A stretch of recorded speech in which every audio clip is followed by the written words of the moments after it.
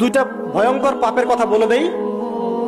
এই দুইটা পাপে যারা আসক্ত হয়ে আছে তারা তওবা করে ফিরে আসলে পরেও সারা জীবন তাদেরকে এটা সাফার করতে হবে। কথা বুঝতে পারছেন না? তওবা করে ফিরে এসেছেন মনে করে, তারপরেও আপনাকে সারা জীবন এই পাপের ফলটা ভোগ করতে হবে। এক, মাদকদ্রব্য। দীর্ঘদিন সেবন করেছেন, তওবা করেছেন, ফিরে এসেছেন, আল্লাহ হয়তো মাফ করে দিয়েছেন, আল্লাহ পাক মাফ করে দিয়েছেন, বাট আপনি আপনার দেহের যে ক্ষতিটা করে ফেলেছেন এটা পোষাতে পারবেন না। এক নাম্বার। দুই, তখন আপনি যদি বিয়ে করেন আপনি স্ত্রীকে সন্তুষ্ট করতে পারবেন না। হ্যাঁ। দুই নাম্বার হচ্ছে এই যে গোপনে যুবকরা যে পাপটা করে, মাস্টারবেশন, যেটাকে আমরা বলি হস্তমৈথুন, এই পাপ যেসব যুবকরা করছে বা করে, এবং অ্যাভেলেবেল এই পাপটা সবাই করে, কারণ এখন পর্নের যুগ, পর্ন দেখলে তো আর কোনো উপায় নাই, তখন তো এই পথেই যেতে হচ্ছে, নিজের উপরে নিজেকে জুলুম করতে হচ্ছে।